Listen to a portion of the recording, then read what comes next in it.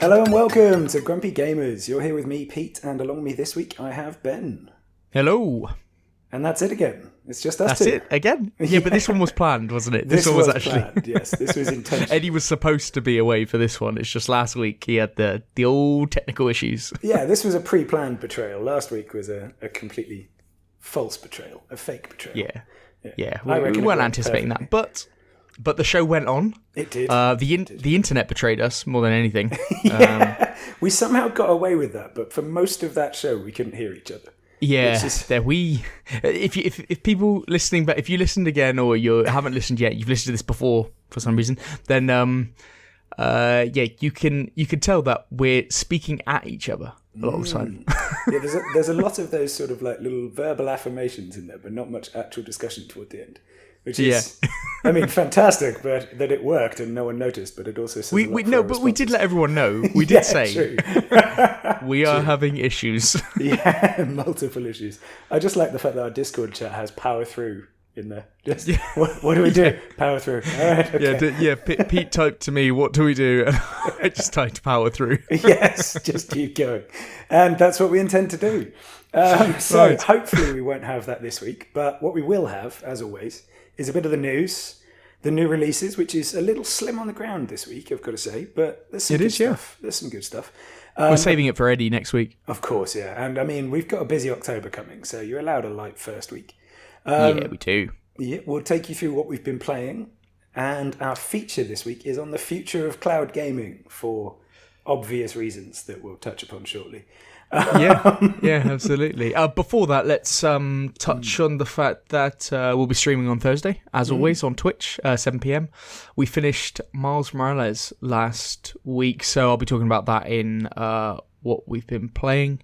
Yep. I don't know what we're going to play this week, so if anyone's got any suggestions they want to tweet us on Wednesday, let us know, because I don't know. I don't know where we're going to be at. Yeah. So, yeah. I do like the royal we as well, because it is going to be you again. So that's It's I'm saying a collective we. It's that's drawing the audience in. Pete. That's true, and I will most likely be there, lurking in the chat, occasionally saying things. So it's a we. It's a we. But anyway, we should kick on with the news, shouldn't we? Let's do the quick news, which actually, for the amount I've got written down here, isn't so quick. Not quick at all. Yes. Right, the first one, Tencent is aggressively seeking majority stakes in more gaming companies rather than its traditional minority stakes. And it says here, mainly in overseas gaming companies. I don't really know what overseas means. I mean, they're based in China. Yeah, I assume it just means one's not based in China, to be honest. Yeah. I mean, their strategy has generally been to invest outside of China. So I don't know why that... Well, anyway, no, so I think read that down. Beforehand, they've had majority stakes in quite a few in China and only small minority holdings in Europe and the US, I think. Yeah, maybe that is true. So they are known for their huge investment recently in Ubisoft, or at least the parent company or owners of Ubisoft. Plus, it's got stakes in Epic Games, Activision, and Blizzard. Yep. From Software, I think they took like a 1% or something last year. PUBG's publisher, Krafton. It also owns 100% of Riot Games, Sumo Digital, and Warframe's developer, Digital Extremes. And they are the biggest gaming company in the world based on revenue. Yes, they are absolutely massive. Monsters. It is worth remembering this. Because, I mean... Yeah, I think that if you go around, you can find a list of everything they're involved in to some degree, and it is mad. I think Eddie mentioned that recently, didn't he? Yeah, I think we went through it. It's mad. I mean, yeah, we went through a few of them. Yeah, but anyway, aggressively seeking majority stakes. Yeah, so, and that's it. They own some of Paradox. That's what I always think of. Yes, you mentioned that before. Yeah, just a little chunk of Paradox, but they'll probably. And you love Paradox. I do. They make good games, man. They make insanely complicated but very good games. they are too complicated for me, buddy. Right. Next one. The physical release of Bayonetta 1 on the Switch has been delayed in the UK for a couple of weeks. So if you were looking to pick that one up, it's been delayed till later in October. Dead Space, the remake, which is coming out in January, I think, will be one shot from beginning to end. So if you don't die in the game, it's a continual shot throughout the game, just like God of War 2018. Excellent. That's really cool. That works pretty for cool. Dead Space, especially. It does. Yeah. Very, very cool. What is not so cool is that Skull and Bones has been delayed yet again, and this time to March 2023. Is anyone really looking forward to it at this point? It's so unfortunate, Pete. Well, to be honest, like the amount of delays that this is having, this is building my hype. Okay. I mean, I'm expecting a massive fall even when it's released, but I think it's wise actually. They quoted, I believe, community feedback and things like that. But if you think about it, Sonic Frontiers looks bloody good. Yeah. And God of War is obviously coming out. Skull and Bones is like right on it. Yeah. They were. I mean, already Skull and Bones is up against it. Yes. And then if you go, okay, we're going to put Sonic and God of War out at the same time. Yeah, you're not having a good time. And let's not forget Football Manager. I mean, we could have forgotten about that in this, but yeah, sure. Lest we forget Football Manager at the same time. So yeah, it's been delayed. So there we go. Next one. Rumors are abound that Halo is changing its game engine from the Slip Space engine to Unreal 5. This could be in relation to the rumoured Battle Royale mode, which is supposed to be coming. The new maps that they're putting out, I think they're all being developed in Forge as opposed to through the standard like engine tools. So I think that's an indication that they're having real problems with their proprietary engine. And if they're trying to recruit extra talent, which by the sounds of it, they need to because of people leaving and things like that, then moving to Unreal Engine 5 could work. I don't know anything about game development to that extent, so I don't know if that's even possible from an existing game to change, but at least for the Battle Royale, if that is true, then yeah, or additional Halo stuff, then maybe the move is the right thing. Yeah. Do you know what always concerns me about things moving to Unreal Engine? Do you know who owns Unreal Engine? Epic. Yes. Also owned by Tencent, as we know, or partially owned by Tencent. But Epic could at some point pull a fastball in terms of getting things onto the Epic Games platform by using it, you think. I really don't like seeing everything go towards them for that reason. Well, I had this thing when, it's like it was Epic versus Apple, wasn't it? Yeah. In the big court case. And like, Apple are huge, one of the biggest companies in the world, like absolutely monstrous.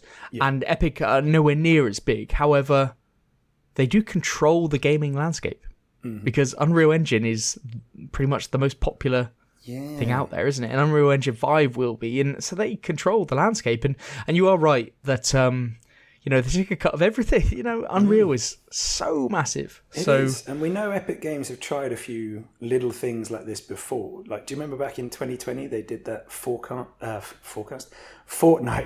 version that had a discount if you avoided iOS and Android? That's where this all stemmed from, isn't it? The court case exactly, from the Apple stuff. So that's very where they were just trying to get more money, and they didn't like the fact that Apple took 40% or something like that, wasn't it? Yes, exactly that. So and that was the root cause of it, was them trying to sneak around it by giving you a discount if you didn't use the iOS store page. So they are known for being crafty. Yeah, crafty. But yeah, that's a conspiracy theory that you've put in there. But the main thing was that Halo might be changing engine, and this is a total rumor. Like this is based on nothing but other than a couple of video game sites just putting out some rumors. It's not even not quite news. Yeah, exactly. But we've mentioned it, so if it happens, we have documented evidence. Yeah. So there you go. Also, not quite news. Horizon Zero Dawn from 2018 is supposedly getting a remaster. Yeah, I saw something about this as well. I'm angry. Angry? Oh. Yes. It's the same as The Last of Us. You don't need a remake, a remaster. You don't need any of it. It looked glorious. It already looked great. Yeah, this there's also a rumoured multiplayer game to come out with this or something. So I can understand the multiplayer thing. This is something where you could really go off on one. I don't need it, blah blah blah. But I think there must be more to this. There must be not enough information coming out. It might be that the game will be attached to the multiplayer, and so they're remastering the game to look the same as the. Surely they can't remaster that game. Understand it. In that case, surely you can definitely see it. But yeah, surely there's something to this, because they're surely not remastering the game. It already had a PS5 patch. Yeah, it did. And I mean, it may be that they've just seen The Last of Us and gone, oh, yeah, we could do that. Yeah, and it may not be anything really other than they're releasing a multiplayer game and they're attaching this to it, and therefore getting their £70 price tag because you get this game, the multiplayer. Yeah. And this game looks better than the original. But, I mean, honestly, the Forbidden West and Horizon Zero Dawn, I know get shouted at. Forbidden West looks lovely. It does look really nice. It looks one of the better games on the PlayStation 5. It absolutely does. But Horizon Zero Dawn looks really good, even in direct comparison. Yeah. Like, when Forbidden West came out, I was playing that on my monitor, went downstairs, my girlfriend was playing Horizon Zero Dawn. Could have been the same game. Like, I know it's not, like, there is a massive dip, but it's a good-looking game, man. Yeah, it's a good-looking game. That's it. It was well ahead of the curve for 2018, and it still keeps up now. Oh, it really, really was. And I can understand seeing the success of The Last of Us, and was it a success? It probably just did what it was always going to do. But it is what it is. Let's. There's not really much more to say about it. I'm sure there's going to be more about this multiplayer. Yeah, that's what I'm thinking. But anyway, continuing with the not quite news. There's a 2D Mario game being rumored for next year. Now, as we know, there has been no 3D Mario game kind of announced. There's no follow-up to Mario Odyssey, as we know of, and that will probably be in line for the next Switch release, whenever there's a Switch revision or a Switch 2 or what have you. Yeah. The Mario movie does come out next year. Can you imagine the Mario movie coming out and Nintendo not capitalizing on that? Yeah, no, that obviously they were going to. So there is a rumored 2D game, 2D Mario games. Mario sells, but okay. More excited about the film, so fair enough. Yeah. And moving away from not quite news to actual news, Jim Ryan flew to Brussels to meet EU regulators to voice his concern over the Activision deal in person. So he's continuing, but that's his job, though. Again, yeah, it's his job. I don't know how his job just enters the news. We've already discussed it in the past. It's not, everyone's up in arms that the man is just doing what he's paid to do. Exactly. Yeah. If he didn't make his concerns as vocal as possible, he wouldn't be doing the right thing. So yeah. So, for his company, regardless of okay. So or not. Yeah, man does job, makes the news. Yes. Right. That's the quick news. Man takes transatlantic flight. This is the news this week. Excellent. Well, yeah, in terms of the real news, we should obviously start out by mentioning, of course, that Google Stadia is shutting down. If you haven't seen this, crawl from under the rock you're living under. I jest, of course. If you haven't seen this, you may just not have had a chance. But it is kind of the biggest news, and we will be going into it in a bit more detail in our feature. Yeah, we will. The future of cloud gaming we're going to discuss. But yeah, Google shutting down. Google Stadia, not Google. A big call. In January, I think that's when everything kind of shuts off. And until then, they're giving refunds on the hardware and any software that you've brought through Google. And obviously, you could say this is that's a good thing that they're doing. All they're doing, I imagine, is chalking up that keeping the servers going would cost way more than actually just giving people their money back. So, but there's hundreds of millions that have gone to waste on this, where it could have been put put to use even becoming a publisher and making games, or to publishing games and putting developers to task to make some good games or whatever. So it's a shame, but we will be going into the future of cloud gaming. Yes, we will. Right. What is the next one? The other big thing.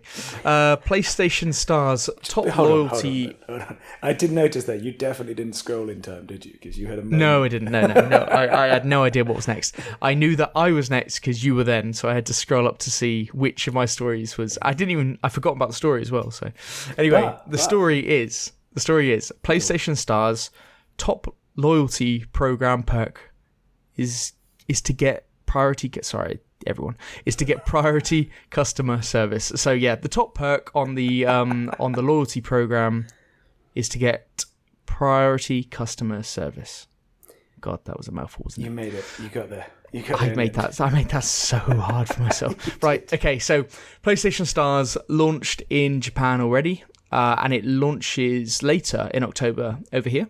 Yep. The program has a 4-tier level system in which all players start at level 1 and can work their way up to level 4 by buying games and earning trophies. Level 4 is unlocked after buying 4 full-price games from the PlayStation Store and earning 128 rare trophies.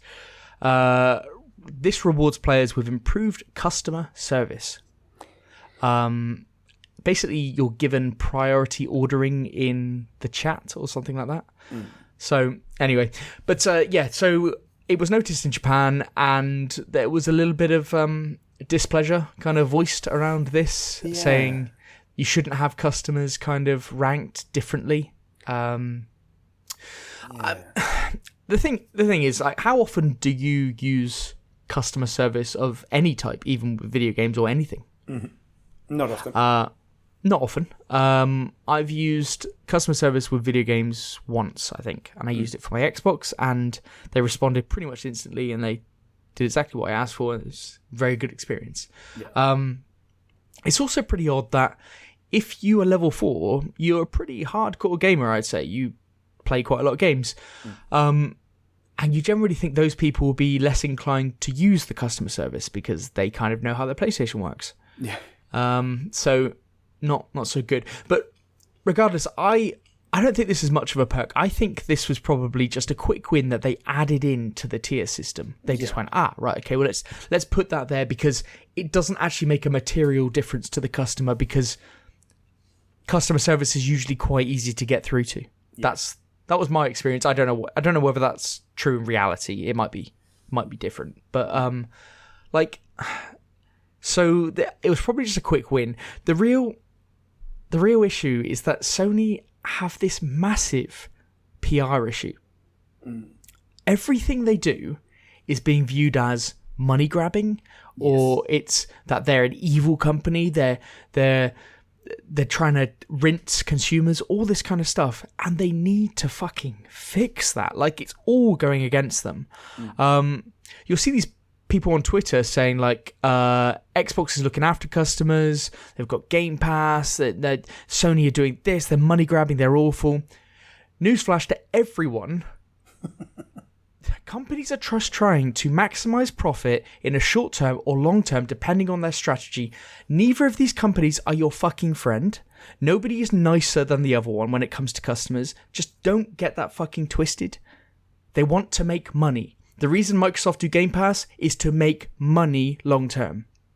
Same with Sony. The reason they do their first-person games that they spend loads of money on is to make money. The hope is that making money and long-term profit is also the best thing for the customer. That's not always the case. But like, I hate this continual kind of personification of one company being good, one company being bad. They're just companies. Yeah, they're all bad. Yeah. Yeah. You're spot on. They're all bastards.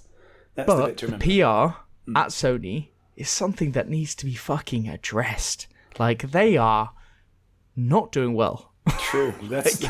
Yeah. They are not doing well. Like, this on the face of it does not sound like a good thing. Like, to rank customers and stuff does not sound good. I'm sure in reality it doesn't make much of a difference to anything, but the PR machine... Well, this is it. I think on sort of when you think about it to any degree, you go, this is such a minor thing. It's just them wanting to add an extra bullet point on the perks. Absolutely. That's really what it's there for. And the fact is that likely is that list of people trying to get access is about 10 long at any point, and there's probably 5 customer service reps waiting. So you're not going to be long even if one guy queue jumps you.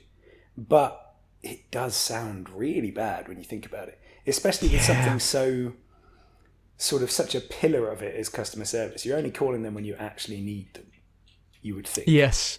So to then be told, but we don't want to deal with you because we've got someone who plays more games, that doesn't. The optics on it aren't great.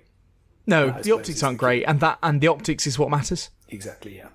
Perception, because most people aren't going to use this, so it's just absolutely perception of everything. That's the thing, and there's one thing that Microsoft are doing great, and Nintendo and all that kind of stuff. Like they just appear to be doing better for consumers, and Sony are losing in that regard. God bless Microsoft. They're all bastards. I should reiterate that. Every single one of them are bastards.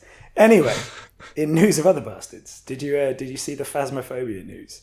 I did, yeah. I did see that. Yeah. Well, for those who didn't, one of the devs was accused of not acting soon enough against the Discord admin sharing people's nude pictures and making racist jokes. Now, I find it hard not to chuckle because you hear the beginning of that and you think this will be minor, and then you hear what it actually is and you're like, how did they not deal with that quicker? How was it made light of? And you'll see what I mean, because this is Kinetic Games, the indie team behind the massive ghost hunting sim, and they've been accused of housing a sex pest. That's the actual quote. Housing a sex pest on its official Discord server. In a series of messages shared on Twitter, Dandy at 6.2, great name, really easy to say, who clarifies that they were not the victim, but did say they were speaking out for a friend, posted a number of incriminating messages that intimate that despite reporting him, the alleged sex pest known as Charcoal Salamander had yet to be stripped of his admin role on the server. And there's quite an in-depth Twitter thread to this, by the way, and there are a lot of pictures. And it also involves the developer, who is CJDXN4, who, he doesn't phrase things in the best possible way. I'm not going to lie in the messages between him and Dandy. But all of it seems to be coming back to the show me something real. Mm-hmm. That's his continual claim, is show me something real, basically. And then you see some of the actual messages, which include some very odd bits of aggression on sort of Asian people's eyes, these things. Right. And you're there like, how did you not think that was real? How did you not think that was pretty obvious? Yeah. And there are quite a few of them, and it goes back and forth for quite a while. And this kicked off, by the way, on the 28th of September, so it's not brand new. This was going for a few days before any kind of resolution was found. Yeah. And eventually, as this all went viral and pressure mounted, Charcoal Salamander was stripped and is now banned from the server. The thing is, why wouldn't you just do that immediately? Yeah, surely you'd just put it on pause until. Yeah, why wouldn't you just take it anyway? Because this isn't like a paid role, I assume. This is just a Discord admin. I would be very doubtful if it was. Yeah, so why don't you just take it away and just say, okay, allegations, we'll have a look, but just take it away, because then that stops it, and then it seems very odd. Very odd. And we did get a statement from CJDXN saying, recently we received some news about one of our Discord admins regarding sharing sensitive imagery and racist comments. After assessing the evidence, we have removed that admin completely and he will not be rejoining. He then sort of defended his own statements, saying that some of his words were chosen poorly, and apologised, which is what you'd expect, I suppose, at this point. And then went to clarify that my comment that it just looks like two friends in DMs was not regarding the sharing of images, but instead a response to the conversation. Which, again, I'm not sure which side to take with the actual developer here, because, again, you should have just done something instantly, but to go viral over it when you weren't the sort of perpetrator is pretty heavy, you know? I also think this is, it's almost hard to be news, because I don't mean because of the actual thing. The thing isn't good. I just like this is almost a member of the development team or person who they've come to on this. Like they didn't act quickly enough, and it's like, damn it, I've made done the wrong thing. I should have done that better. And now it's like in the news that he didn't do that as well. Yeah, he knows that he didn't do that. It's just a bit of a shit situation. Yeah. And also like by putting this in the news, I think it like almost like highlights like the sharing of nudes and stuff like that. Like if you're the victim of this, like I don't know if I want that in the news. Like just I don't know. Like I just don't know if you want this kind of shared. I don't know. Like, well, I mean, clearly they did because Dandy apparently spoke up because they felt like they didn't have a voice. Oh, that is true. Okay, Yeah, but they spoke up, but not to the. They spoke up to the dev or whatever. Like or was this putting out publicly? Well, it's publicly, it's on Twitter, wasn't it? That was where it started. Yeah, of course, yeah. Well, I mean, it's all fair enough that that's come out. But it's yeah, I mean, not the best bit of press for Phasmophobia either. It's really not for such a like an indie game which kind of came out of nowhere and almost took the world by storm, and people were saying now to boycott it and stuff like that. And I don't, it's a tough one. Like obviously, awful little situation there. Like that's just not terrible, but. Yeah, and I think we should clarify as well. The sharing of nudes thing was the fact that someone sent him a nude, he sent it on to other people. It's not just that he was asking for them or anything like that. He sent them on without asking the person who sent them to him. It's just like all of that stuff is like you shouldn't. Yeah, it's all there's all legal ramifications. All of that stuff, isn't there? It's just and that's also just a respect do that thing, isn't it? Absolutely, absolutely. You just can't and shouldn't. It's just I don't. Not good. Well, it's in the public domain now in terms of the what's happened and everything. So it's up to people to make the decision whether they want to not back Phasmophobia. Phasmophobia. Yeah. So that's that. Indeed. Okay. Well, on to something slightly lighter. Needed. The first $70 game has found its way onto Switch. Oh my god. Yes, $70. You're kidding, right? How? Right. Well, I know for a fact that you don't know what this game is, so we're going to play a game. I mean, it's not a great game. It's just guess the game. But I'm going to give you some clues, right? Yep. So it's an older game. Yeah. It has been released many, many, many times. Right. It's a bit of a timeless classic. Okay. We've both played it. You've played quite a bit of it. I remember you playing it back in the day. Yeah, okay. I have a guess? I think I know what this is then. Can you have a guess what that game is? Yeah. I mean, there's only two options, really, when you say that. It's either Skyrim or The Witcher. It's Skyrim. Yeah, and that's $70. Oh my god, what? So how is that $70? The anniversary edition, or the one that's just come out, is you're kidding me. It's $70 on the Switch. Primarily, this is because it's a Nintendo physically published game, right. So the costs are higher, and that is transferred into the price. Now, Nintendo have published games like Wolfenstein.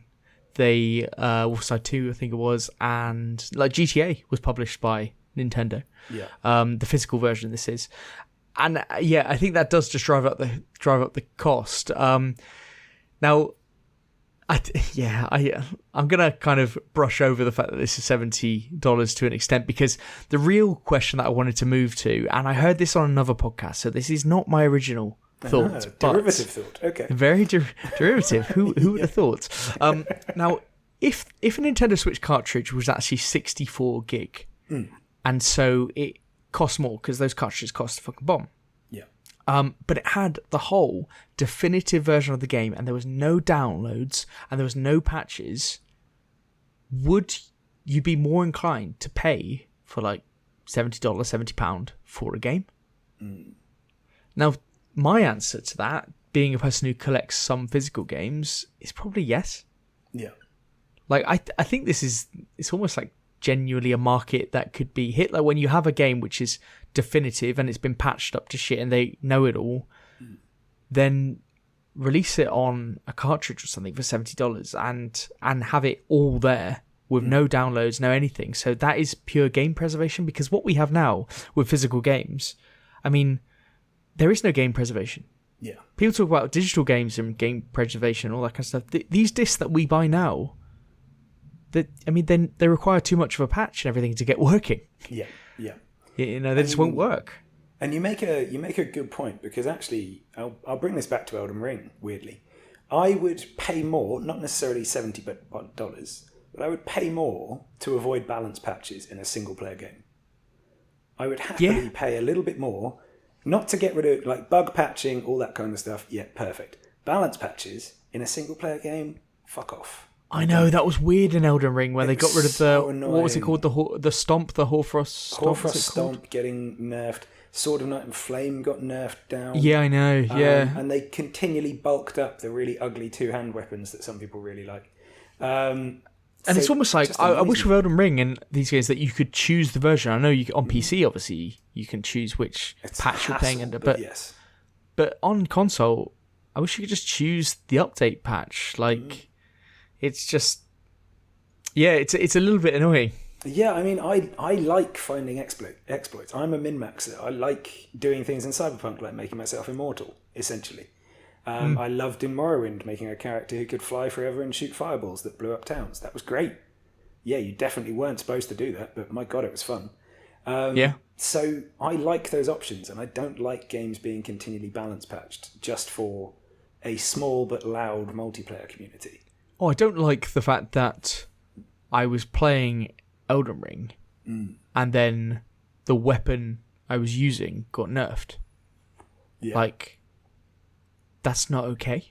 Yeah. Like, you've built a whole build on it. Now, I think I'd actually completed the game at the time. I think it was probably on my second playthrough or something, so it didn't matter as much. But, like, yeah, I think that's what happened, wasn't it? Yeah. Like, especially in a game like Elden Ring, where you create a character and you've got that weapon that you've determined to be yours, that you're using, or that special and stuff like that, and then they nerf it. Like, what the fuck? Yeah, and through the It's a single-player game, man. Yeah, I mean, this is the thing as well. If it's, like, that game is as difficult as you make it as well. So, the people who are going to complain about it being overpowered, they don't have to use it. Like, and you could just say you can't go online with it. Like, it won't allow you to connect online if you're using the older patch. Exactly, yeah. That would be a much easier solution.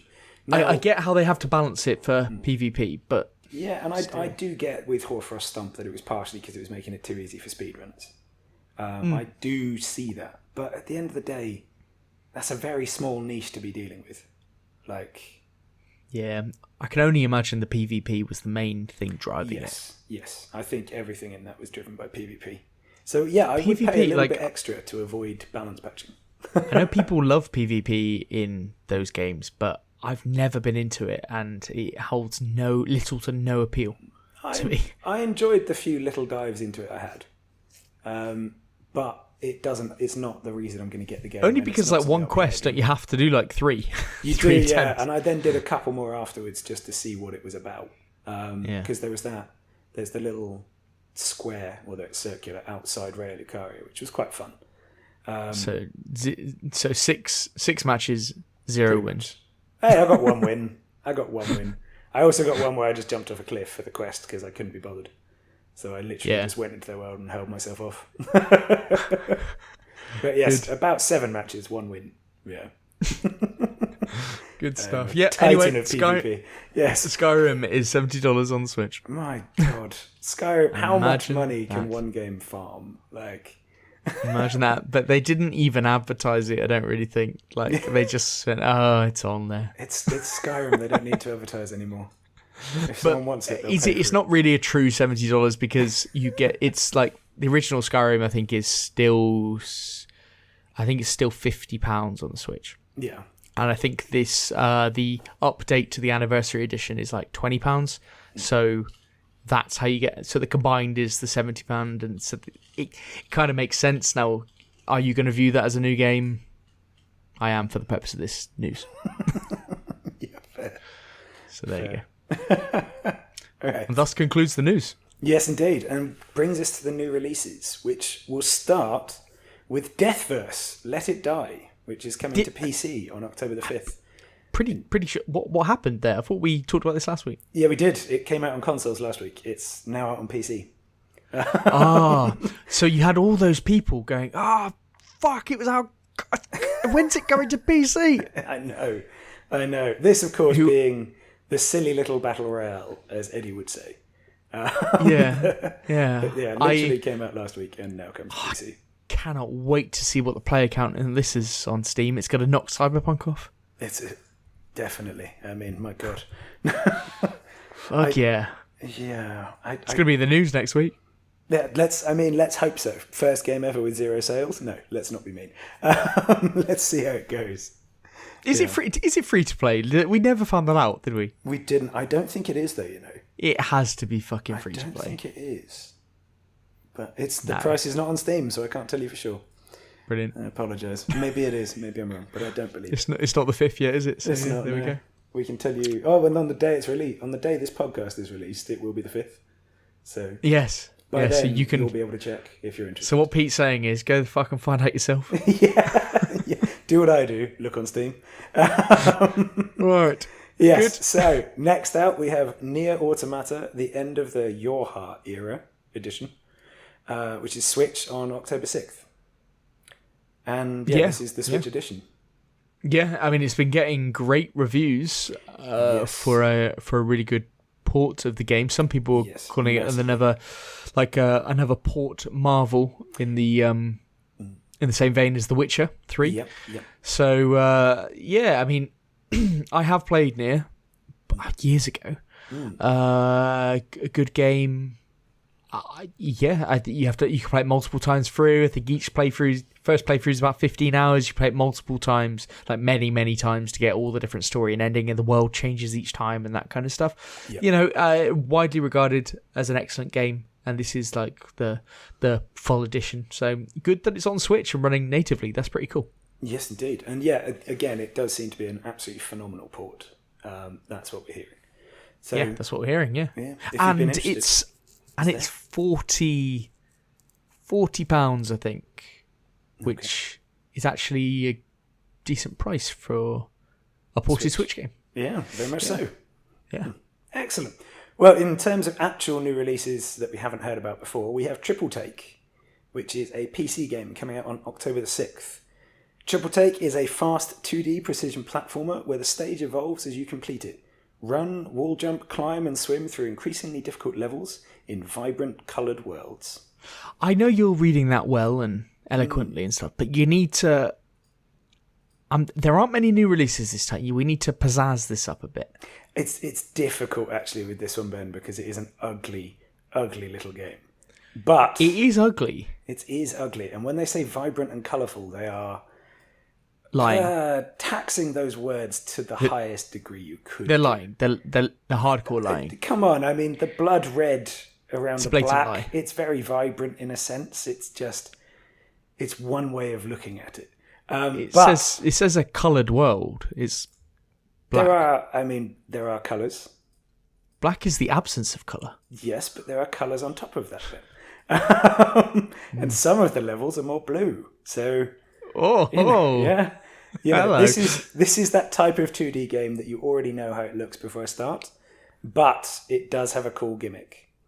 That being that every single one of the levels has essentially 3 versions, with more difficult ones accessed as you complete them. And there's over 50 total levels, so you've actually got a pretty good and significant amount of replayability in this. Well, when I looked at this, I want to describe the art style, but I don't know the words to say it. It is kind of old school in its minimalist 2D platform presentation, but I do actually think it looks quite good. Okay, I genuinely do actually think like it plays well. Like fast moving. Look, I think it looks quite good.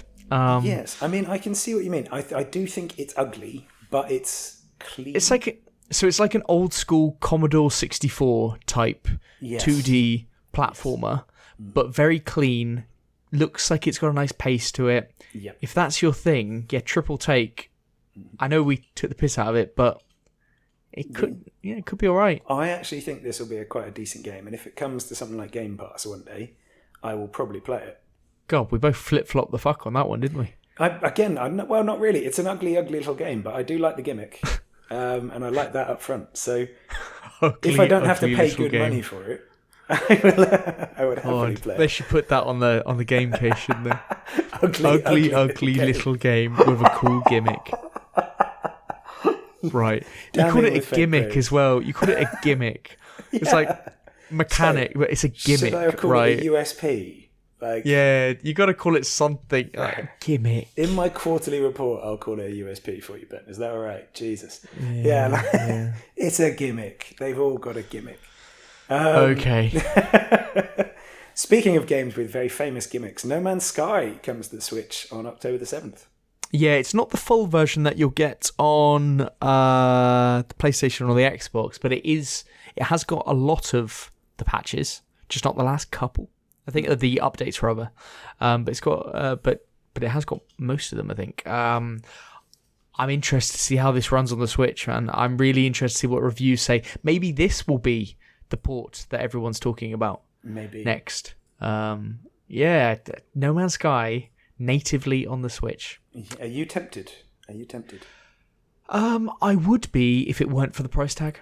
Yes. And the fact that it's on Game Pass, and if I wanted to play it handheld, I'd play it on the Steam Deck.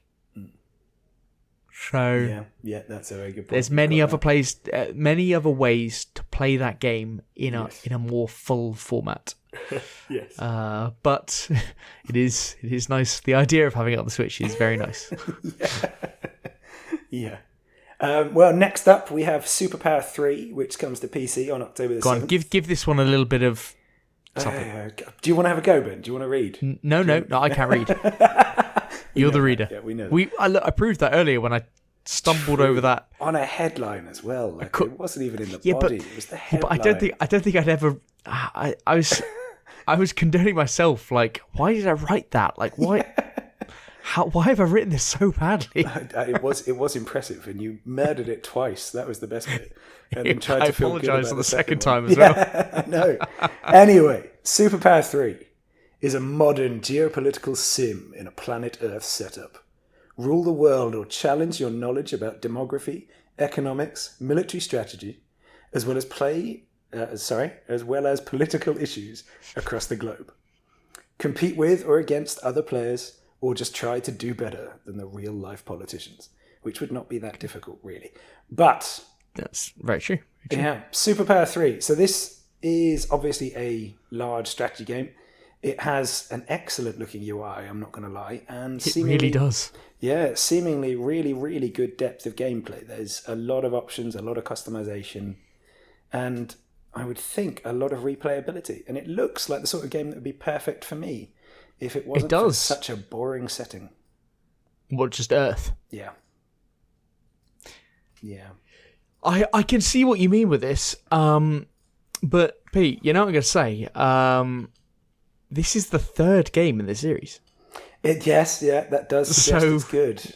It does suggest there's been a few other good games. I'd never heard of it. I'd never heard of this series. Honestly, looking at the videos of it, I was like, this looks bloody good. Yeah, well, I mean, Superpower 2. So these are THQ Nordic, by the way. Yes, I saw that. Yeah. Just to go with other massive umbrella corporations that spread across everything. That gave me more... They're part of Embracer, aren't they? They are, yes. Yes, they are part of Embracer. Superpower 2 is really well reviewed on Steam. It's got its own Steam edition. I don't know what it was on beforehand. But I do know it's very well thought of. And I have seen it at some really good prices and still not bought into it because it's set on Earth. Looks good though. It looks really, really good. It does. I mean, again, the UI on this one is gorgeous, and I do think this would be perfect for someone like Eddie, because it's basically a management sim on a global scale. You know what I mean? Absolutely. I think Eddie would be all over this. Yeah, and certain other people, friend of the show Jack, would probably get a lot out of this. Very true. Think if he had the time to play it, but It is just, if it was set anywhere else, I'd be well into it. Yeah. I But did. sadly, Yeah. sadly, I did think it's that. boring Earth. They seem to have made it as interesting as they can. But anyway, Yes, never yeah, mind. yeah. And then we have No More Heroes 3, another one with previous bin, which comes to PC, Xboxes, and PlayStations on October the 11th. Travis Touchdown is back, baby. The Otaku assassin takes up his trusty beam katana once more to slash his way to the top of the galactic superhero rankings and save the world in the latest entry in the No More Heroes series. Lovely.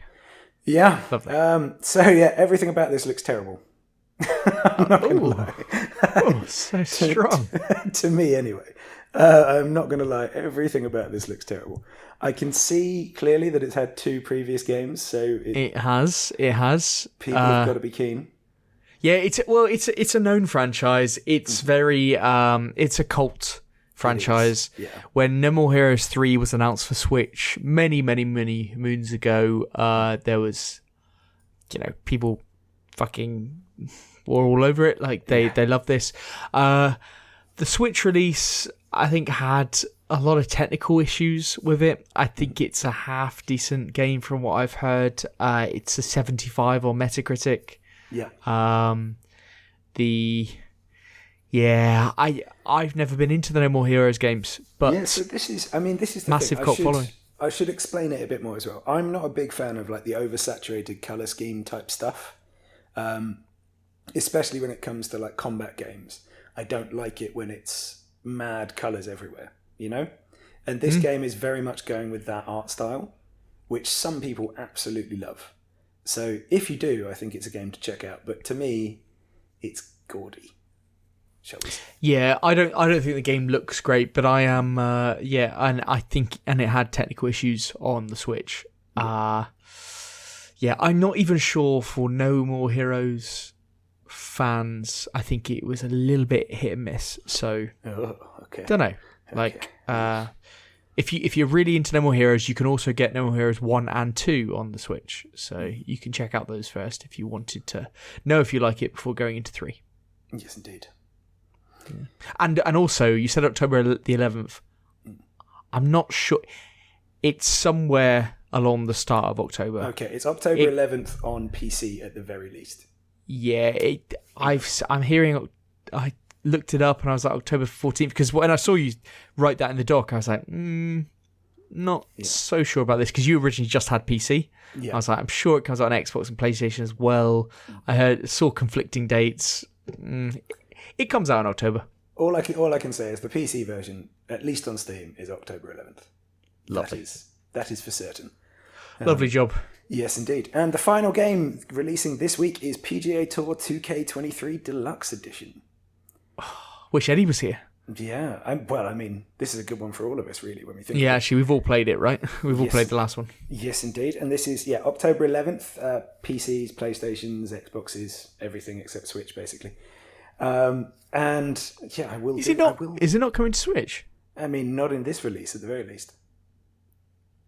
Oh, that's a shame. Is that where you choose to buy it? I had the last one on Switch. I bought it on Switch. Okay, but would that be your first port of call for it? Well, it was. I bought it on Switch. Fair enough. I mean, and the only difference was that it had no crowd. Right. It was like, nah, can't do crowd. Yeah. Right. Okay. Oh God. Yeah. So yes, of course, this is. I'm not going to do the blurb for this one. I'm sorry, Ben. I know we don't have. No, but it's important actually. We don't have to do the blurb, but it's now featuring male and female pros who are playable. Yes. Now, on the previous game, you couldn't play as a pro. Yeah. You had to play as your own character. So that is quite good, isn't it? It's a big change, yeah. And they even mention you can play as Tiger Woods. That's cool. That's cool. And it's got new, they call it My Player Skills, which I assume is attached to the career. Yep. And in the last game, as far as I'm aware, your character didn't get better. You just got better at the game. Yeah. I think that's how it happened, if memory serves. And so the career mode was good and limited in the same regard. Yes. I'd be interested to see how this career is progressing because I do like a good golf game. So yeah, we all do. And I do like there's more and new licensed courses. And there's a lot more licensed gear, it seems, in this one. So that strikes me, at least, as a good change. You can be decked out in Callaway, Ben. Full yes, Callaway. Yeah, I am a Callaway man. But the issue I had with the last game was with the golf clubs. You can change your bag and buy different clubs and stuff like that. But it didn't seem to be that obvious in terms of what each club was providing you in stat, because it's like you couldn't upgrade your character as far as I was aware, so you basically could only play around with your golf bag, and the golf bag, the variation in clubs didn't really say anything much on the stats and stuff, and I don't know, like it was all a bit limited, even though they had all the parts there. They just didn't put them together to make a very cohesive career mode. It seemed to be that the theory was get good as opposed to it was, yeah. It was, but I'm okay with, I wish I could just. You want some golf form bag of progression, don't you? Yeah, I thought that was the thing. Like, if you earn money, you can afford better golf clubs, and you can change out your bags. I thought that would be a really cool way of doing it, but it just didn't seem to want you to do that so much. Yes. Now, the one thing I will mention as well with this one is pre-ordering it gets you a Michael Jordan version. Oh, let's all rush out and do that. Well, hey, you get to play as Michael Jordan, which, if it's anything like his baseball career, would be hilarious. If it's like his basketball career, it'd be awesome. But I can't imagine him being your main. Yeah. It's just a weird but cool addition, at least in my eyes. So if you're like guaranteed to get it, you may as well. Is it? I quite like it. I quite like it. So if you bought a rugby game and then it just said, "Oh, if you pre-order, you could be David Beckham." Ben, that's a poor example, because if it was David Beckham, I'd buy it. But yeah, of course it would. But Ben, are you ruining my opportunity to play PGA Tour 2K23 while watching The Last Dance on Netflix and being like, I am in Chicago Bulls Central right now? Come on now. What? Yeah, but it doesn't work though. Come on now. Either way, it's an interesting gimmick to finish off with. And is it an interesting gimmick? Is it as interesting as the other mechanic that you called a gimmick? No, not at all. But it's an interesting. No, this clearly is a gimmick. This is clearly a gimmick. The other one was actually just a game mechanic. For someone who can't read, you're very harsh on the word gimmick, Ben. Yep. There we go. But that is all of it for the week. And to be honest, I'm going to have to say, I think PGA Tour is my game of the week. I think. Okay. I think Eddie would have gone for Superpower 3. So do I, and I really hope he plays it, because I think he'll love it. So yeah, I actually catches up and listens to this. I really wanted to play that. Yeah, that'd be fucking good. Yeah. Yeah, I wonder what the price will be, because that could be one to suggest to him anyway. It could. But obviously, if it's anything over £5. Yeah, that's it. Well, I mean, he might stretch to 15, but maybe not for that. We'll see. Yeah. We'll see. Okay. Well, but with that, we'll see we're on to what we've been playing. Yes. Firstly, I'd like to revisit Monkey Island. I want to return to Monkey Island. That's what you're doing. From last week. Excellent. Yeah. So there's nothing bad about this game. That's a strong start. Yeah. It's just I don't think it's for me. What I said last week still remains. I do love the art style. I like the humour. I like the writing. I just like how the game carries itself. I do. Yeah. I think it's cool. It's just these types of puzzle games, and it is the point and click thing. It started to grate on me, and I actually don't think it's for me. I actually think maybe you're the only person on this pod that it might appeal to. Yes. I can't shake the fact that in order to solve puzzles, you basically have to go everywhere and just click on everything until you see the one thing that hits. And I know it is kind of directed and there are prompts and all this kind of stuff, but it does seem a little bit haphazard at times. And it's the type of thing that if you happen upon something the first time through and like you pick up this thing, then it's just like, oh, that's fine. But if you didn't and you have to kind of backtrack, you're like, oh, but I don't get it. Like, where do I've been there. And do you know what I mean? Like, it's just... Yeah. I found that a little bit annoying. And then even when I figured something out, I then would go, right, good, I'll go back to that place. And you go back to the place and they go, oh, no, that's not enough. You need to do something else. You're like, fucking hell. just let me finish this little quest. can't be asked. It just made me. It just had that feeling of like these things never ending. So it kind of gave me a feeling that like these games, and I'm being very flippant when I say this, are actually quite easy to design. Not to make, obviously, but to design. Like, you basically know the end result. I want this thing. He has to pick up this thing. Yeah. Right, and you work backwards with some obscure path of how that thing comes about, and you have to get this. Like, I could do that. Like, that doesn't actually seem that hard. You know the end result, just work backwards. They do have this really good hint book, which basically you say it's got all your kind of tasks that are currently active, and you click on it and it'll say, oh, have you gone here?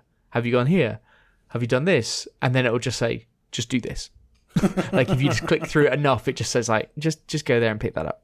Yeah. Like, so it does tell you what to do, but that to me made it like almost worse. Yeah. When I was like, it can, which is great for accessibility. It really, really is. Like, and these aren't particularly hard puzzles.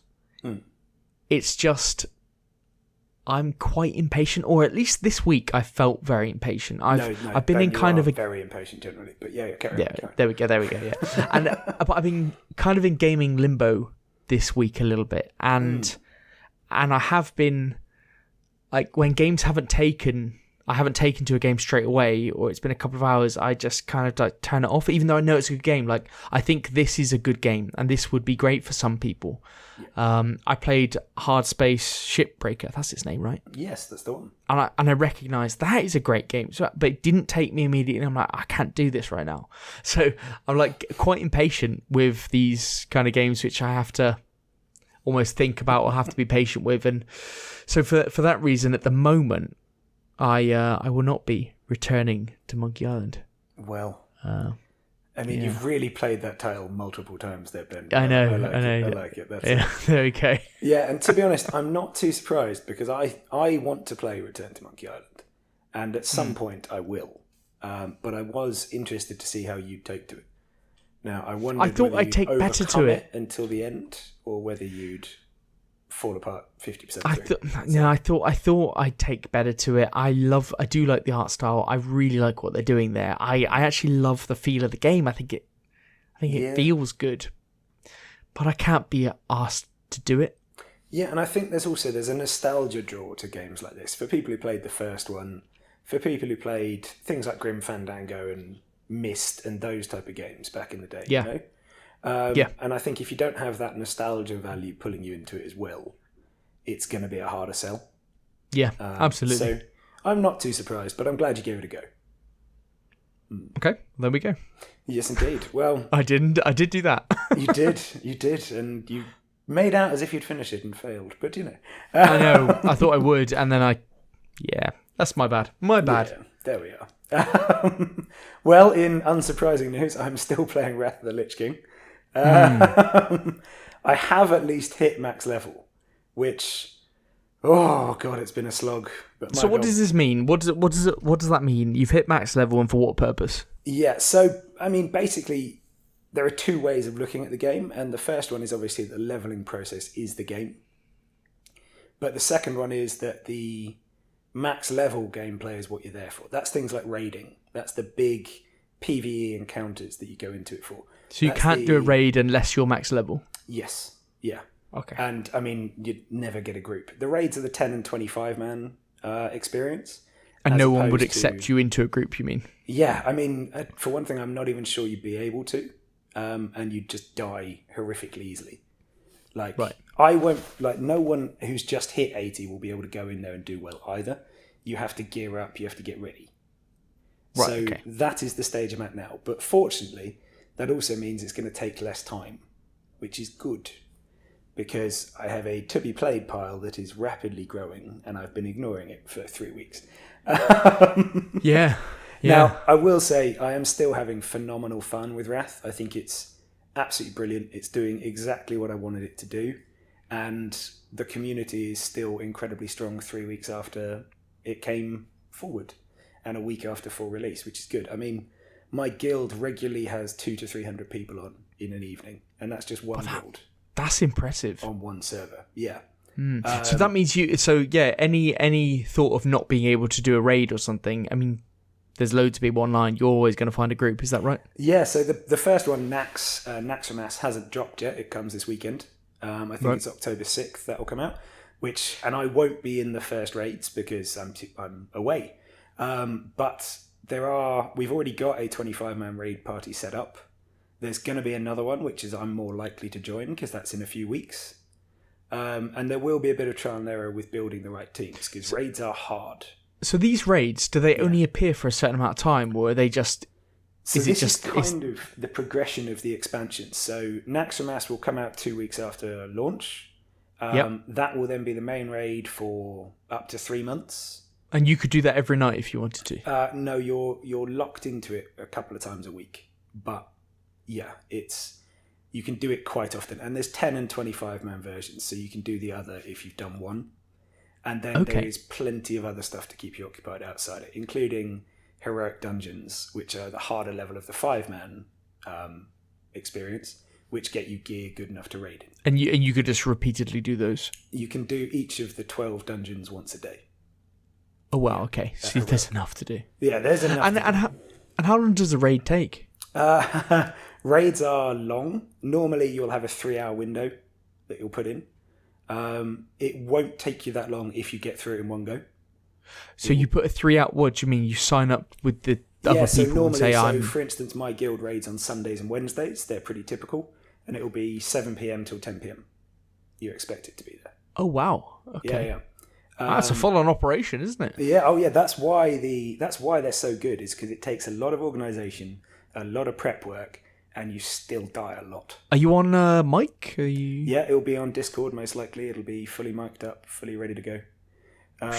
That's what most of the good ones do because you just don't have time to communicate by typing in a raid. If you've got time to do that, you're dead. So, guys, you got to go full Cartman. Oh god, yeah, absolutely. The entire time you're in it, it's very similar to doing things like Halo multiplayer, where you would not have time to type a message in chat before someone shot you in the head. You know? Right. Wow. That just wouldn't work. So. Yeah, so these people that you're playing with, do you know them or have you spoken to them before, or is it just you? No, not as yet. You just go in. You just go in and do it. There's a few I have in the last week because I've been running dungeons with a few, and they've got a casual voice chat which I've joined a couple times, which is good fun. Quite a large Northern Irish contingent in my guild, which was a surprise, but quite a welcome one. But yes, lovely. I suppose the key thing for me now is because I've got there, I can relax a bit. Especially because I'm not planning to raid for 2 or 3 weeks. Yeah, so you'll naturally get to the strength that you need to be. Exactly. I will you get this currencies in the game you earn by doing a daily repeated quest to do one dungeon. Yeah. And I will just do that one pretty much every day I can. Take me about 20 minutes, half an hour, and that will probably be most of my play each time. Which means, finally, I can start looking at games like Chorus and Neon Abyss, which have been sitting on my Xbox for weeks waiting for me. And also means I might just about be ready for Plague Tale when it comes out in a couple of weeks' time. Yes. Plague Tale and Scorn is coming out. I know it doesn't interest you, but I'm gonna give it a go. We're all going to be playing it, I imagine. I'm going to give it a go just to see what it's like. And this is before we even get on to Stellaris, RimWorld, and Warhammer Total War 3, which are probably putting up missing persons signs for me at this stage. I mean, it's been a couple of weeks. They're worried. But I mean, this October is a really good month for games, especially games that come into Game Pass. Yes, massively so. Quality. So I think we're all going to enjoy those. Look at Xbox looking out for the consumer again. They are looking out for the consumer, and it's going to be nice to play some single player games on there. I'm not so looking forward to Scorn like you. I'm not so into the whole thing of it, but I've heard it's about an 8-hour game, so that feels nice. It does, and I can see why people are really looking forward to Scorn. And I mean, it does look gorgeous for what it is as well. It's just that what it is quite horrible, if you know what I mean. Yeah, I have. I watched a video of somebody who had played the first hour and a half of it or something. Atmospheric, but they said not a lot going on. So I'm intrigued to see what the actual game is like. A Plague Tale though, that is also looking really good. So That is. let's see how those pan out in the next couple of weeks. But we will be having some good games to talk about. Yes, I finished Miles Morales, didn't I, this week? you did, on stream. On stream, yes. It took 8 hours. Yes. So pretty much every stream that we do is about 2 hours long. It took 4 streams. So I originally got this game back day one on PS5, and I've talked about it on this podcast. I've talked about it at the time when I got my PS5, and it kept crashing, making these extraordinary noises, and it sounded like it was going to brick my PS5 or blow it up or something. So I vowed never to play it again. This. Yeah. I was like, I was so furious at the time. Like, how can you release a game which sounds like it's destroying this thing that I've just spent 500 odd quid on? Like, I couldn't believe it. But I've gone back because obviously it now works very well. And the first couple of hours, so the first stream, I thought it really scratched that Spider-Man itch. Yeah. Really, really good. It really reminded me of the first game. It's got some great kind of cutscenes. The combat is as good as ever. The graphically wonderful. It just feels good. Right back in that Spider-Man world, and I was like, yeah, okay, this is a really good stream game actually, because I know it's quite short. This is good. But it seems to be a bit different from the first game. On stream, I didn't do many of the side missions. I was having this discussion with John, who's watching, and he pointed out, like, well, maybe if you did more of the side missions, it may not have been like this. And yeah, kind of agree. But the side missions also seem to be very similar to the main game, which is like a condensed Spider-Man, where it's just like the combat is turned up to 11. Every engagement is just you versus 50 enemies that just don't quit. Yeah. And then some annoying simple puzzle. Yeah. And that's the whole game. Like, and I can't remember the original Spider-Man being like that. Like, I rank the original Spider-Man above God of War 2018, and this made me kind of question my memory and go like, was the original Spider-Man actually like this? And actually, God of War was better. I mean, God of War was a fantastic game. Don't get me wrong, but I generally put like The Last of Us 2, then Spider-Man, then God of War. And so yeah, it just seemed like it was incredibly combat focused. The story was all right, and it actually got me de-hyped for the next Spider-Man. Yeah. So I don't know. Like, obviously, the next Spider-Man is a big thing. It's a huge. I saw somebody on Twitter the other day say, "Oh, who cares about Starfield when Spider-Man 2 is releasing next year?" I was thinking, wow, I've just played Miles Morales, buddy, and that is not a good game. It was actually quite funny watching your progression through the streams, becoming less and less entertained. Yeah, less and less interested. Like, the last stream was basically, right, let's finish this shit. Let's get it done. Let's get it done. We've come too far. We're through the looking glass on it. Yeah.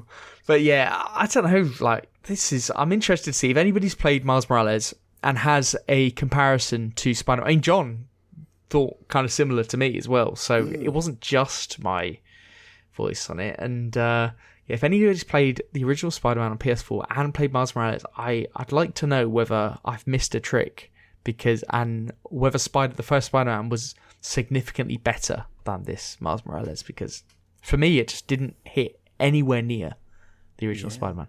But there we go. Well, what a disappointing way to end what we've been playing, Ben. I mean, yeah. Well, I started it badly and I ended it badly. So you've just brought a lot of negativity. I'm in gaming limbo this week, right? I've played Splatoon, obviously. I played Cyberpunk. I played The Last of Us 2. I played 2 hours of The Last of Us 2 yesterday. Yeah. Just started a new game. I was like, and I love it. Yeah. And I was like, because I was like, do I play Death Stranding again?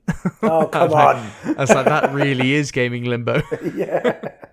So yeah, I'm having a tough time because we got these Xbox games coming out in a few weeks, so it's all gonna heat up. So yeah, it's just what to play till then. Yes, indeed. Well, until then, I mean, it's going to be Splatoon, and we know it. But yes, I still play Splatoon. Don't worry about it. Constant Splatoon. But it is now time for us to go on to our feature, isn't it? Yeah. Let's talk about the future of cloud gaming. Yeah. Yeah. And I mean, obviously, we started this with the collapse of Stadia, and the fact that we now know it's closing down. Despite, wasn't it only like 2 months ago they were like, no, it's clearly not shutting down. What are you talking about? Yeah, well, they stopped the game. They stopped their like game developments, didn't they? Yes. For exclusives for Stadia, and off the back of that, it was like, no, we're still supporting Stadia. We're still supporting it. But the writing is then on the wall, isn't it? Yeah, pretty much. And I mean, it was in July they made a big statement saying we're not closing down. And all you have to say now is, well, they just hadn't told their social team. Like, really, is what you'd think, isn't it? And maybe. It does seem like quite a few people heavily involved in this were not told. I mean, we had designers and developers coming out on Twitter to say that's how they found out about it. That's not great. Well, that is true, but as soon as you leak something to develop... I saw that as well, Pete, where developers had said, well, we have a game coming out. Yeah. Like, damn it. Yeah, like, exactly. What the fuck? Yeah. And then they have to look at porting it to other like consoles and things like that, and it's an absolute nightmare. And you've got certain games on this platform, like Guilt, I think it's called Guilt, which it's a Stadia exclusive. It is, it's GILT, isn't it? Is how it's spelled. Okay. Something like that, yeah. Or GILT, and I forget, yeah. And it's like, that's going to have to go somewhere else, surely, else it's lost in the gaming ether. That's it. It may well be lost forever. And we've got people talking about their save games in things like Cyberpunk, which they really want to find out how they can transfer them in some manner. They don't want their money back. They just want to be able to move it. Yeah, there is that thing of somebody saying, I don't care about the money, just I care about my save. Because they are giving people their money back for hardware and software. Like it never happened. Exactly, yeah. It's just going to be papered over with a massive chunky loss. So, even so, I think there are three key things to examine here and to think about with regard to the future of cloud gaming. And the first of these is, where did they go wrong? Yeah. What did Google do that went so horribly wrong? It was a bad start, wasn't it? Like, do you remember when this was introed? It was first introed at a tech demo, which was a couple of weeks before like big gaming convention. It may have even been before like E3, and they didn't have anything at E3. Yeah. And it's like, why are you showing the technology? I know the technology is a massive thing, but in order to succeed, you don't show the technology at a tech demo playing Assassin's Creed or something. You show it at a video game convention. Yes. Like, that's how you introduce it to the world. Yeah. At the very least, it should be at both. And it should be more effusive at something like E3. I can only imagine they didn't show it there, because what do you show for a new console at a big event like that? You show the games that are going to be on it. Yeah. And they had very few genuine exclusives. Yes. Yeah, I think there's 3 that you can pick out of a lineup, if that. And they're indies or what have you, and they immediately talked about that Jade Raymond game, which seemed like an absolute afterthought. Yeah. And the whole thing was like, that's going to get... Okay, well, what, in 4 or 5 years, you're going to get an exclusive game? Yeah. It just seemed a bit... And they've made... It just seems like a catalogue of errors. They advertised all these features, like YouTube integration, that didn't happen. Yeah, they had little to no advertising, like the bad advertising. Like, my question to you, Pete, would you know how to access Stadia if you wanted to? No, not even vaguely. I never even looked at it. We are gamers, and I don't actively know the channel as to how to... What do I need? I need to buy their controller, is it? And can I use it just on browser, or what do I do? But this is the thing. Why would you bother to look at it if you have a console or a PC that can do this? And this is something we'll come back to in a bit. But why? What was the incentive for people like us to even look at it? what's the target market? Mm-hmm. That's the We'll talk about that. Like the Google went wrong, I believe. The big we can point to things like they turned down Kojima making like a Death Stranding sequel that's eventually got picked up by Microsoft, and it's not direct sequel, but it's supposedly related. But the big problem is, in my eyes, is that as a main platform, the gaming landscape is not ready for a cloud system to be the main platform, but it can be a companion to your current service or your console or something like that. But as a main platform, you're asking people to suddenly use something which has the perception of having no ownership. You're not buying anything. Yes, very much so. And you were paying to not own things. Because let's not forget, you were paying full price for the games, as well as Stadia's subscription, to not own anything. So, perception of value is a really difficult thing for them. It's a massive thing with gamers who are conditioned to... I know you're a PC gamer, you aren't as conditioned with this, but a lot of gamers are conditioned to have physical copies of things, and to value physical things, and to essentially say I don't have a console is quite a big shift, because hardware is a big thing to say, like, I own. Why we looked at the Logitech G thing, whatever, from last week. The thing that basically streams stuff. Yes, that thing will sell because it's hardware. All it is a streaming thing, but it's hardware. There's something physical. It's very difficult to ask people to suddenly just throw money into and then just have in the ether. Now, obviously, on your computer, you have a laptop or a PC as hardware, but it doesn't feel like that with Stadia, I don't think. Yeah. And the worst thing is that they didn't have a subscription service. Or at least they did, but not with anything included in it. Except exactly. Yeah. Now, there's one other bit to this, of course, which I think we have to mention, which is Phil Harrison. Oh, yes. And I just want to sort of mention a couple of quotes that we've sort of covered here already. But these were, I think, from 2019. And I'm going to start with my favourite one, which is, all this nonsense that goes around games will just go away. It'll allow more gamers to have access to more of the latest, greatest games without the need for these complicated, expensive pieces of hardware, which, let's not forget, also require updates, download patches, and installs. Now, my problem here is these complicated, expensive pieces of hardware we already have. When you say gamers, we already have those pieces of hardware. If you said general public, it makes more sense. But when you're saying gamers, I'm sitting here recording a podcast at a almost $2,000 gaming laptop. You've got every console that's ever been designed or created under the sun. Or even thought about, probably. You've probably got concepts of consoles that aren't quite yet released then, knowing you. So I do have things from Kickstarter. There we go. So how was it helping? The USP on this was not something that had a niche. It was... This is the thing. Cloud gaming is argued to be the future, and we're moving on to our second point here, which is the market actively rejecting cloud gaming? So I think a lot of people in the industry think that cloud gaming is where things will be moving to eventually.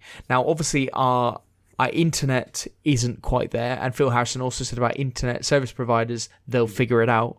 No, but the internet isn't quite there across the masses to be able to do this. There is a transition period, isn't there, with all these new concepts. VR is a perfect example, to the new paradigm that people are expecting. Now, you mentioned hardware just there. If you have the hardware and they're already in existence and I already own them, I don't need this. And it's almost bringing in new gamers into this realm. But if you're a new gamer, you don't even know Google Stadia exists because you haven't advertised it to those people properly. So that we talk about the Venn diagram of who is this actually appealing to? I've got consoles, you've got gaming laptops, I've got a PC that could play this stuff. Like, more hardcore gamers have all this stuff. The people who aren't hardcore gamers would much more likely go in and buy a Switch or a Series S or something like that than they would hear about this thing called Google Stadia, which I don't even know how to access. Yeah, and it's... The funny bit is, do you remember the Wii U, which obviously got... in fact, the Nintendo Wii originally. Let's go just Nintendo Wii generally. That turned up everywhere when we were at university. Do you know what I mean? Like everyone had one. I had one, even people who had no interest in gaming seemed absolutely, to have yeah, 100%. And it's kind of... That's where I think Stadia should have headed. Is trying to hit that niche instead. Well, how do you hit that niche? Well, you hit that niche by having an app which you have on TVs and things like that. Like what you're hearing about Microsoft and xCloud, or well, they're not calling it xCloud, but they should call it xCloud, and like linking up and having deals and trying to get it on every device. That seems to be the attitude that will work as an accompaniment, as a companion piece to their console. Yeah. When you're asking somebody to just subscribe to cloud gaming, like that is a tough knock. Yeah, it is. And it's... A companion is definitely the way you could see it. If you had a way of being able to, for instance, and this is just a random example, mess around with certain things in games like World of Warcraft on your mobile phone, like setting up your auctions, doing all the background stuff that you have to do, I'd be well into that. I'd love that idea. If you had a way of sort of doing little bits and pieces in Football Manager through it that's connected to your main game, that would be brilliant. That's an excellent thing to bring in and would make me like it more. And it's these small incremental steps, I think, that we never saw. Yeah, that we're missing. Yes, because there's that transition, like we've said. Yeah. But Stadia, actually, as a piece of technology, supposedly worked really, really well. Yeah, I mean, going from nothing to gaming in, what was it, a minute, less than that? Oh, yeah, way less than quicker than that. Yeah, I think it was less than 10 seconds, actually, when it was working well. I mean, was just rocking into it. So that seemed to work really well. I do use cloud gaming, personally. I use it on my Steam Deck. Yeah. Because the way that Xbox have allowed kind of the standard integration with Steam, they have instructions as to how to get Game Pass on your Steam Deck, and it's the cloud version. And I play cloud on Steam Deck. That's fine. That the latency is small. It's noticeable, but it's very small. So with a lot of games, it's not a problem, and I can play on the sofa. That's great. But that's why I want to play. I'm not going to plug it into my TV or something but on the Steam Deck that works very nicely. But it was a companion because, for instance, if there's a game that I don't know whether I want to go through the bother of downloading, I'll just load up Xbox Cloud and I'll just have a go on the game, see whether I like it. If I like it, I'll download it. And the saves transfer as well. Like, that is a wonderful use of that technology as a companion piece. Yes. During this transition period where we have all these consoles and hardware. Now, if we move to a more digital era and the physicals kind of went away, I think cloud gaming could come into its own, because then some people, at that time the internet will be better, and some people won't really link because there's no game discs and there's no games. Yes. It's a lot easier to make that mental jump to say, I'm just a cloud gamer now. Yeah, and I think... So I also think, Ben, there's another element to it, in that when the next generation of consoles come, for instance, you're going to have a similar thing to this one, possibly for different reasons, of those people who can't get the new one straight away. Yeah. Imagine being able to try out games on the new system, as it were, on your previous one, just through demos or whatever else, but you're able to access them through cloud gaming to get a taste for it. Absolutely. That's a really good way to motivate people into going forward with it, isn't it? And that's it, yeah. I mean, on your PC now, you can do cloud gaming. Mm-hmm. So, all these brand new games, if you don't have the console, that's a way of doing it. Okay, in my transition period to getting the new console, I'm going to cloud gaming. Oh, wait, cloud gaming really works. I'll continue doing that. If it does, you may not even have another transition phase after that. Because by then it may just be the transition to the cloud. Because cloud works. Yeah, absolutely. There's nothing there's nothing fundamentally wrong with the cloud. But the question here was, is the market rejecting cloud gaming? And I think the answer is no. I think it's way too early to say that. I just think Google was so bad at aiming at their target demographic. Now, I don't like to have a go at these companies who are obviously far better than I could be at advertising, at PR, and all this kind of stuff. But it seems like there were so many missteps in getting Google Stadia out there. Like, it seemed like it was put together by people who had no idea what people would be after or want. Like, there's no exclusive games. You're not aiming at the right people. You're at the wrong events. You're not telling people about it. You're not giving people a simple step-by-step. You're not advertising on TV. What are you doing? Yeah. Just absolutely awful. And that's why people laugh at it. And Google, they've got a history for doing this. They start projects, they put in money to it, and they just fuck off. And I think Google tried to do this off their brand and just go, we're Google. Yeah. But I actually think more of the hardcore kind of tech contingent probably thought, it's Google, so it'll never work. Because they don't commit to anything. Yeah, I mean, it is true, and we're seeing it again, evidenced right here. Yeah, I mean, the other thing that I'll say about the market on this, Ben, is where was the demand for a fully cloud service? Like, even now, I don't hear people clamoring for it. You know That's what I mean? a great point. I don't That is a great point. Anyone saying, I desperately need this. Well, let's just go over the Venn diagram.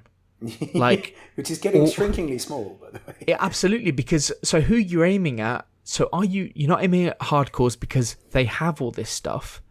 We're talking as a fully cloud option. Yes. So we're not talking as a companion, like xCloud. We're talking fully.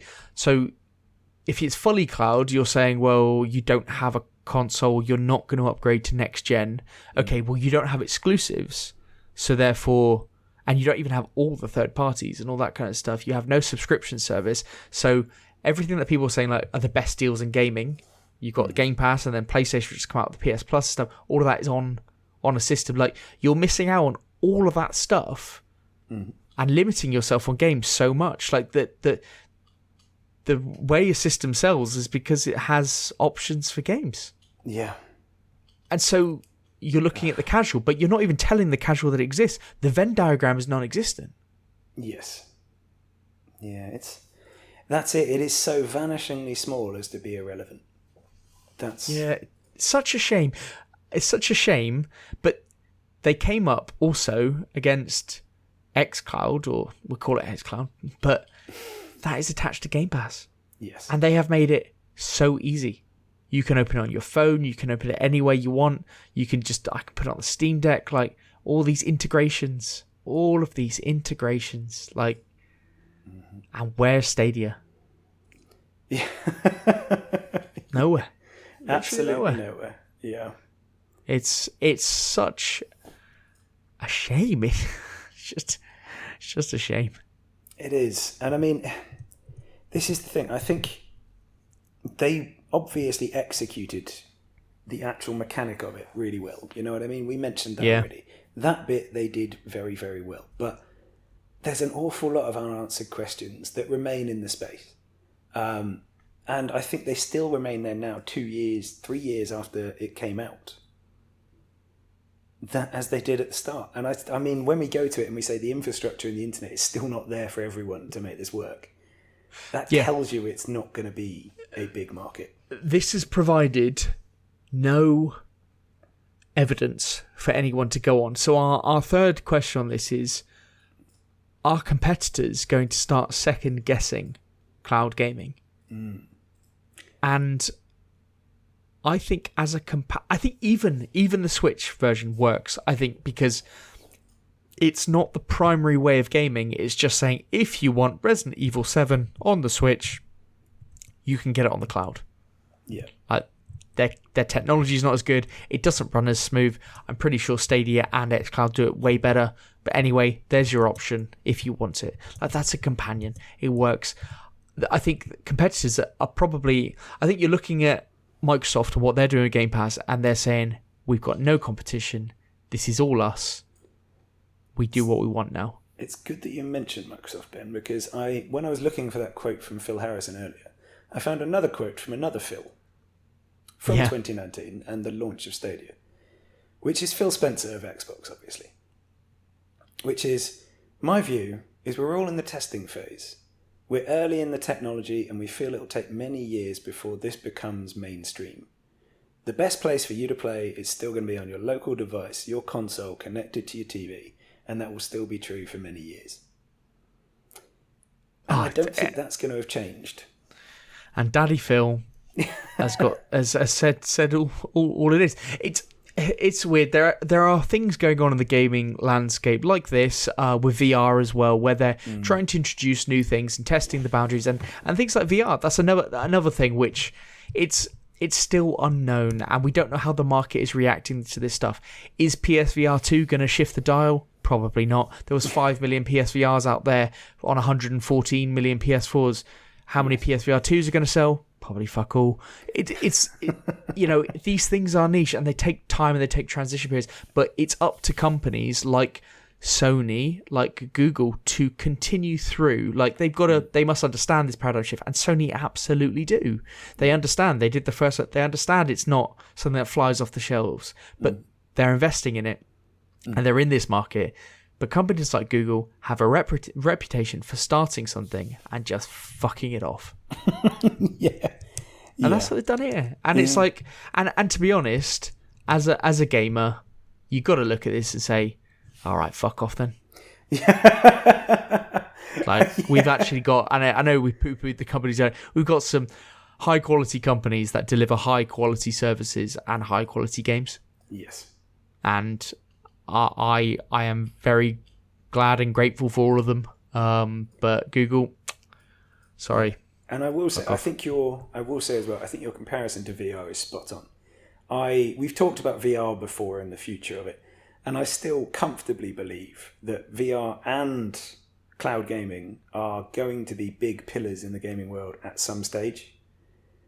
It ain't going to be Stadia, for sure. And it's probably still not going to be soon. No, it's probably not. And there's not a lot of learning. Well, there is learning that can be done from this, but it's probably not in regard to the actual thing that they're trying to sell. Yes. Yeah, that's it. So there it is. There's our nice little eulogy for Stadia. How positive we were.